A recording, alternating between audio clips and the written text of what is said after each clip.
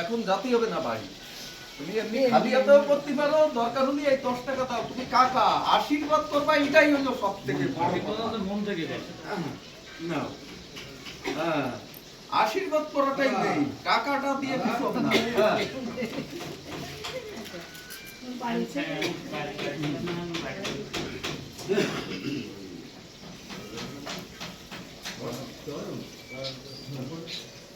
হ্যাঁ এই বাবা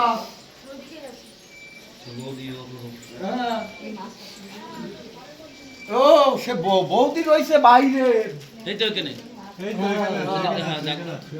আমার বৌদি